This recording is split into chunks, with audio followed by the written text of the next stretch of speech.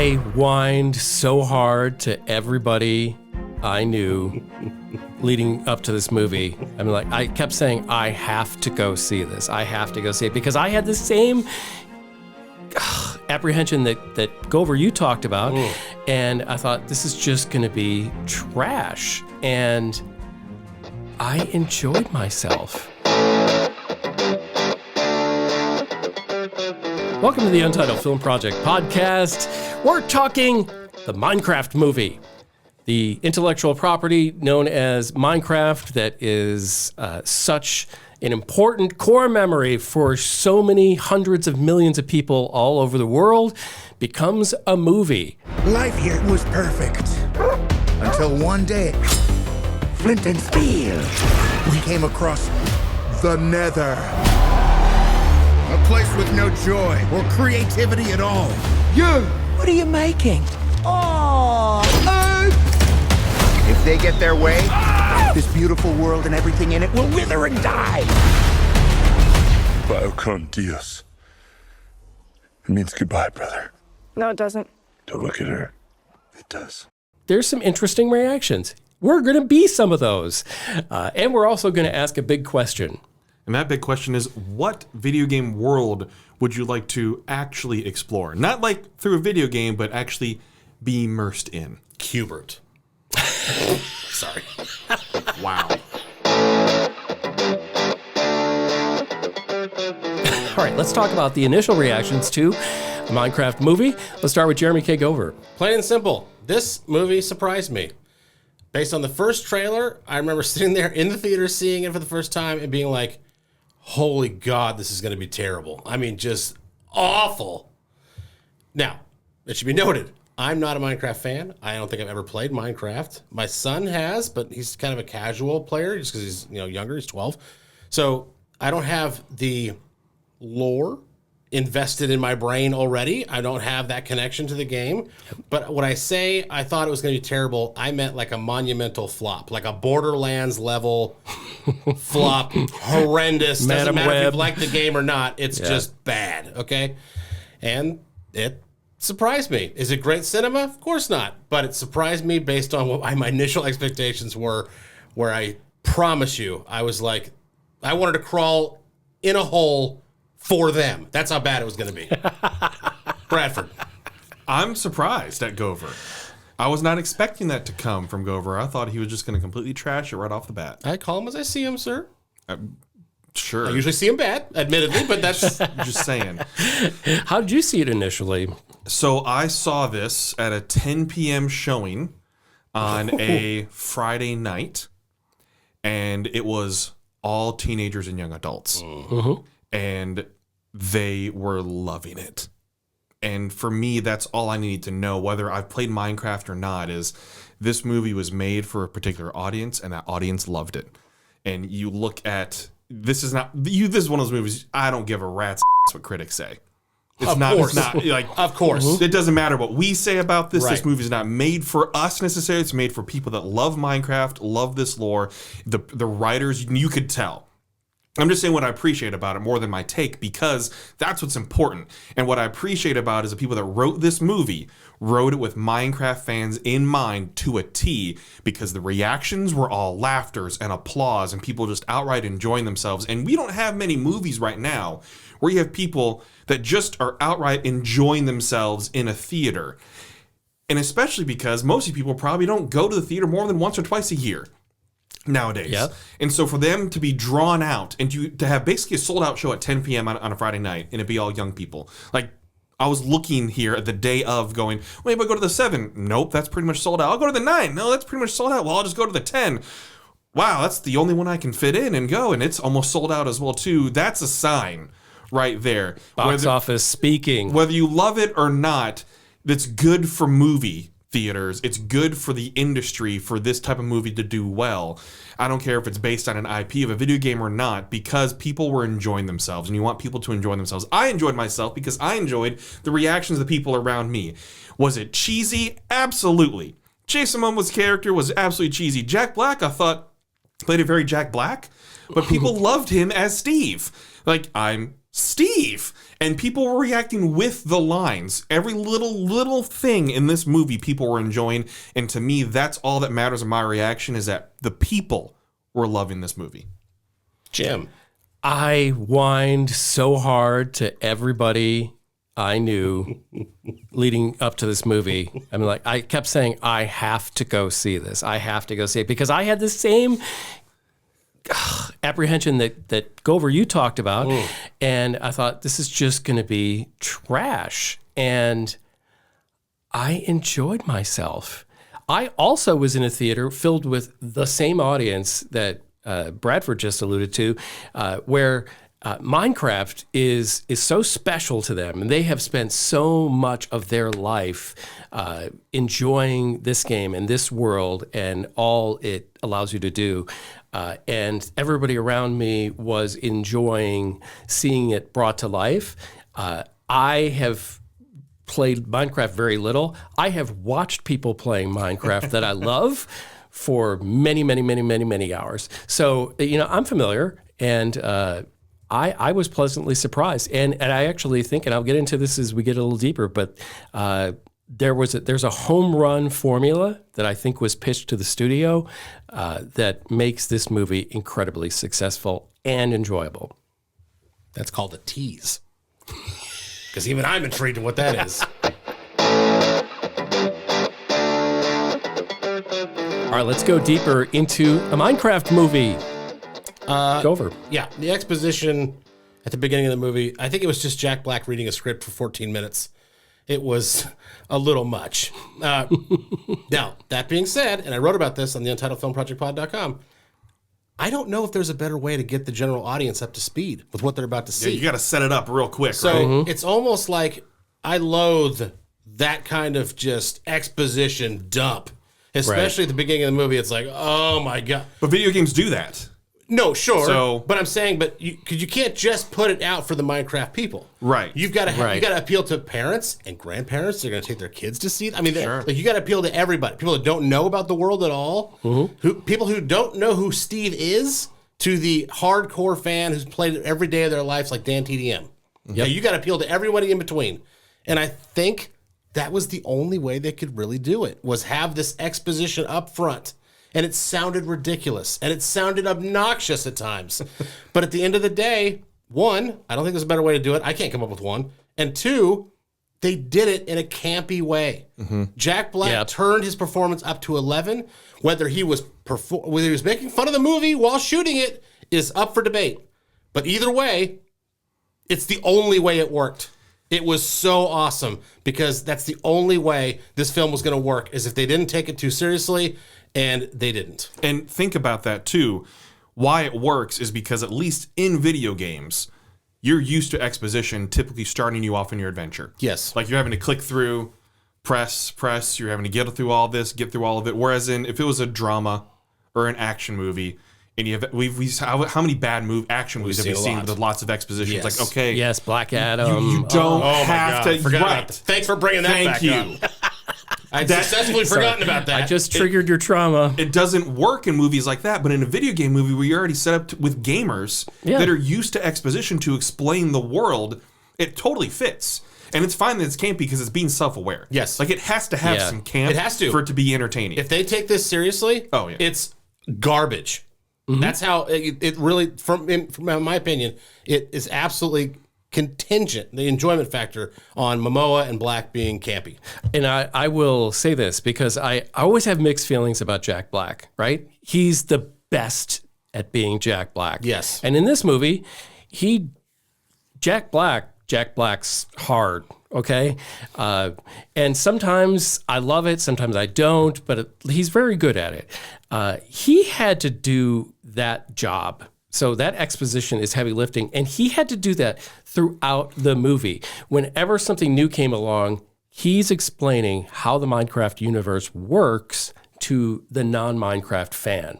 And for that, like, man, that's kind of that could be a thankless role that turns into something bad. And he continually made it fun. So I have to give him a lot of credit, the writer's credit, because the tone they used was very funny. And I really think that tone was set by this being a Jared Hess movie, aka Napoleon Dynamite. Nacho Libre, reunites with Jack Black. So I that was a great choice of directors for this movie, I think. And now when you think about how they had to intertwine the real world in a video game world, we think of other video game adaptations, Super Mario Brothers. Of course. Right? Fully animated. So it gives you a little more freedom. There's going to be Easter eggs, of course, but I think when you intertwine real world and animated world, it's difficult, number one. Number two, how do you make Easter eggs happen? I think people appreciate Easter eggs more when you can put that in with the real world. And three, you have to have some sort of the real world flashbacks all the time of how it's interacting, and I bring up Jennifer Coolidge. Because what a great side plot. Just the little side plot there and the little one-offs of just comedy were perfect. It was a perfect refresher because it makes you kind of go, okay, we just got inundated with a lot of Minecraft lore and knowledge, and we're in this world. Okay, flashback to how Jennifer Coolidge is interacting as well too. Yeah, and it helps break it up because it's very quick too. Like they don't draw it out. It's like that's great. It's a little like taste bud cleanser between portions of the meal, right? It was great. Jennifer Coolidge, who I mean, I'm kind of at an oversaturated point with Jennifer Coolidge, but she played this one so well and so perfectly. And it was just the right role, and it was the right amount of screen time too. Exactly. Yes. It wasn't overdone. Yeah. So let me explain why I think this is two movies, and I want to get your thoughts on this. Here, as I'm watching the movie, I'm going, "This is masterful," because while I'm not somebody emotionally invested in Minecraft, and I don't say that dismissively, like it's a big part of people's lives, and this is special to them, and to see them have their moment where they get to see it fleshed out in a new platform on a movie is great, and I appreciate that. But there's also, I think what they said was, well, what about non-Minecraft people? All right, so you've got kind of the nostalgia and people who continue to use and play and immerse themselves in the game. What about the others? That's where they take Jared Hess and they go, yeah, for all the real world stuff, make it Napoleon Dynamite. And you've got people beyond Minecraft, and the Minecraft people grew up watching Napoleon Dynamite, so it's also great for them. It was just a brilliant stroke of genius to add Jared Hess to this thing. And I mean, and he did not refrain from going to the same well of tots. And you mean going to Idaho again? Yeah, Idaho. The llama in the petting zoo. Potatoes. And Jason Momoa is Rex Kwon Do. I mean, and Uncle Rico in one character. Yeah. I enjoyed the Minecraft stuff. I enjoyed the nostalgia of Napoleon Dynamite, and where the two mixed, they mixed perfectly in this movie. And again, like Gover, you said, this is not perfect cinema. This is not great cinema. No. This is, I think, the best way they could have satisfied the core audience for this movie. And that's why it's made so much money already. It has doubled its budget. In the box office, and it's just now starting, and we're not even summer movie season yet. This thing's going to have legs for a good bit as well too. And then just bringing up Jared Hess, did you know that he was also the voice of General Chungus? Yes. So okay. He's so he usually play a part in it. He gets a little something in it. Gover, what are you thinking? I wanted to do a quick shout out that I heard in my theater. I don't know if you heard it in yours, or you caught it or whatever, but luckily I had my Lifeline. My younger generation Lifeline, who's 12 years old, my son next to me. In the theater, there was a part where Jack Black looks at this pig with a crown on his head, and they said something like, is he royalty or something? And he goes, no, he's a legend. And in the crowd, you heard me go, oh. Yes, and I was same like, reaction. What? Who can't? What? And I found out that there was a famous Minecraft player named Technoblade who died in 2022. And his avatar, I guess, he was known for a crown on a pig's head. And they put him in the film. Interesting. It's things like that. Yep. I have no idea. I don't need to know. Little gifts to But the fans. obviously, the crowd around me understood that reference. And that's what you're looking for in an Easter egg. An Easter egg that if you don't know, doesn't matter. But if you do know, it really means a lot. So, yes, it was great to have those kinds of things. I, of course, caught the Napoleon Dynamite references, which we talked about. The tots, the llama, like, the Idaho, all Cars, those things. things seem like they're not of the right time. Yes. That the movie's being made. The has-been character, like all those things. Very Napoleon Dynamite, but to see it on this level, the writers put that in. And that doesn't even take into account the fact that Dan TDM, who built his whole career, whole gaming enterprise, YouTube enterprise on Minecraft, TDM literally means the diamond cart, like the diamond mine cart, excuse me. So he's in it. There's I think 2 or 3 other YouTubers that are in it, and that's all great. But this reference in particular, there was a heartfelt awe in the audience that I was a part of. And True appreciation. Yeah, it was really awesome. All right, let's score a Minecraft movie. I think you may have been surprised by the conversation we had compared to some other reviews that are out there. But let's get a number on it with Justin Bradford. All right, well, before I go, I want to make sure I pose a question to Gover. Oh, God. What did you think of Sebastian Hansen as the child actor? First movie, I believe. First major movie. Yeah. Sorry. For those of you that are new to this podcast, there is a reputation that Gover has for hating on child actors. So we always want to know. Yeah. I thought he was above average. He was not distracting for me at all. The only thing that was really distracting actually was he had a moment with his sister, I'd say probably in the 2/3 mark of the movie, where she thought, they didn't know they were going to see each other again, whatever. And they played it too serious for the movie they were in.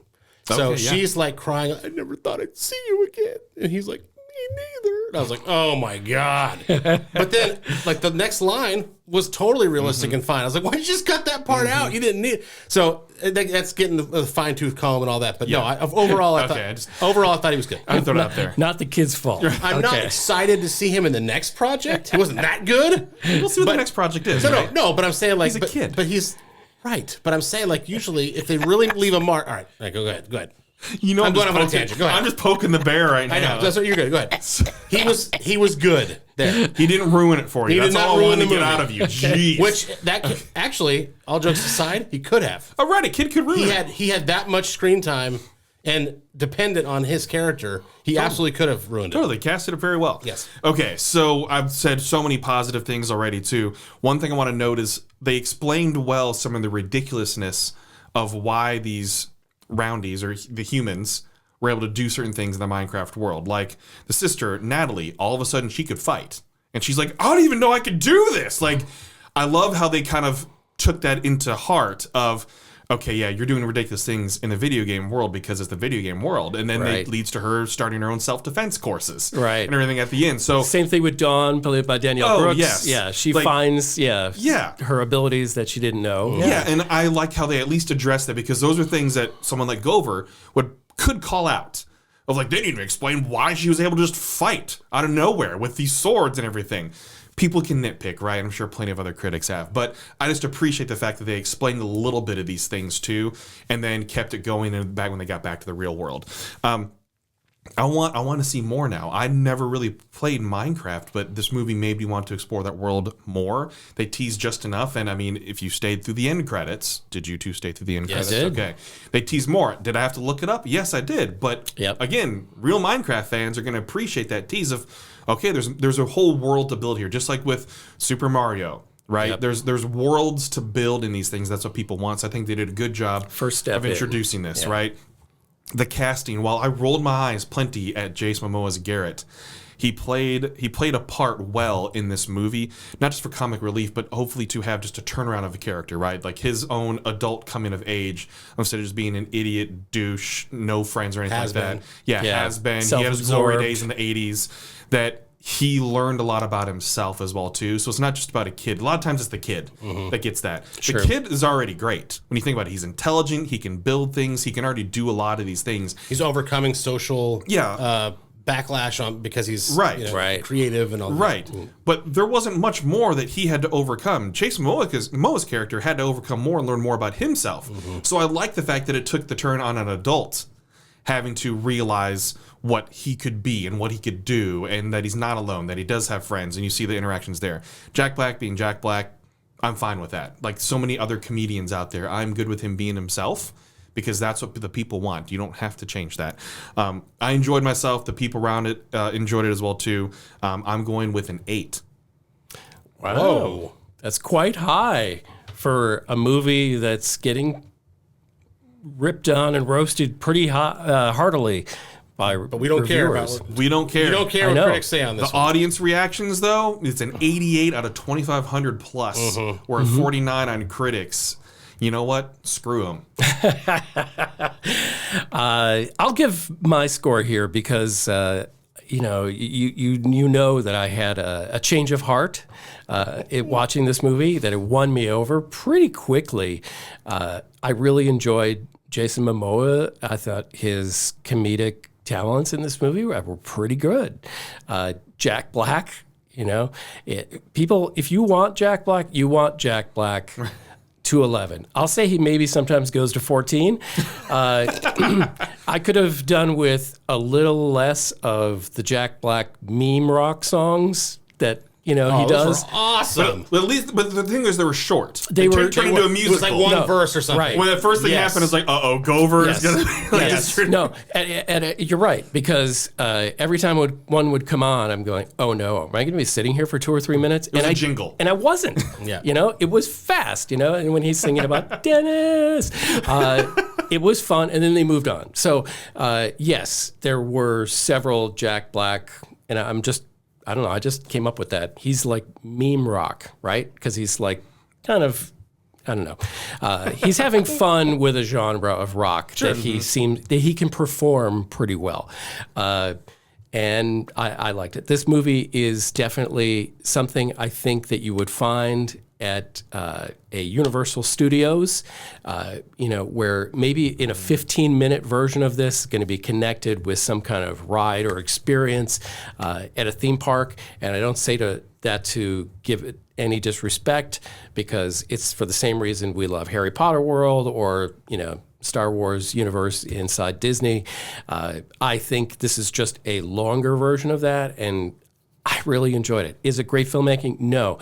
Does it hit exactly who it wanted to hit in just the right way? 100. So yes, like if I'm going to be like, super snooty movie critic, I'm going to give it a 4.5 because it's not great filmmaking. Am I doing it for did this satisfy the fans? I'd say it's probably close to a 10 with the people that I saw, and I landed somewhere in between. I'm going to give it a 6. And that's a good score knowing what I was feeling going in. Yeah, I could not agree more. Actually, my grade is also a 6, Jim. Thank you for saying that. Plain and simple, it surprised me. Like we talked about. After that first trailer, there were so many single shots that seemed awkward. So, in other words, just for a reaction or just for one line of dialogue or just whatever it was, they seemed to almost be, and I'm not going to say they were, retakes or anything, but it seemed like if Henry's character is standing right next to Jason Momoa, for example, in this weird shot that to get a reaction to, like, I didn't say that, or, whatever it is. Right. Henry's missing. And it's like, why is he missing? So are they reshoots, or did you just bring in the crew and the live action actors for 8 days, get everything you needed, and then make a big movie out of it? I don't know what it was. But I also don't know if I should take points off for that. I am taking points off for it because it feels awkward and weird. And therefore, when you think about movie making, it shouldn't feel that way. But it's not like it's a big deal. I just found it awkward and weird. Plain and simple, this should have been a summer blockbuster. It should have come out May 8th. When school's out. Yeah, May 8th coming up. Make that money in the weekdays. Yes, yeah. So, now, as Bradford said earlier, it'll get there. It'll have some legs. Yes. Maybe they want it to go to streaming around that time. I don't know what the deal is, what the strategy is. All I know is that, again, I gave it a 6.0. A Minecraft movie, for me, it surprised me. The Jack Black was exactly what he needed to be to drive this vehicle. If he's anything less, it's not good. So, for me, 6.0.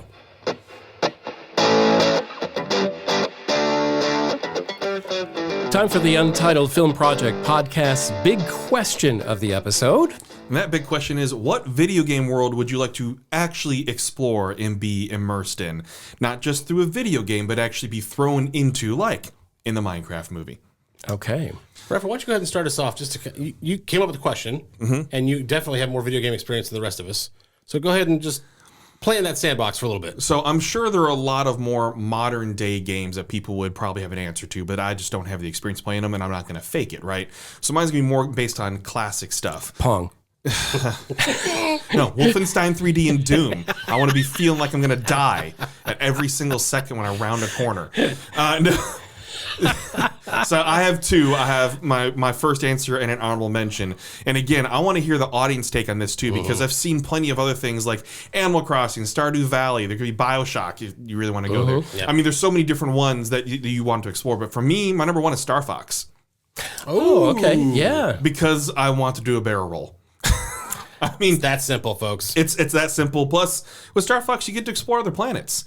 You get to fly through space. You get to do all these things. You have, I mean, like you're riding on the friends. top of those ships, like Oh yeah, and doing flips. You have and Falco, Lombardi, and you have James McCloud, and you have Peppy Hare. I mean, there's so many different friends you already have built in. But I think there's lots of worlds to explore there too, and just be able to fly around in space and do missions and stuff. I think that'd be a lot of fun with Star Fox. So again, it's not necessarily an open world game, even though that could be a fun open world game. I think with Star Fox.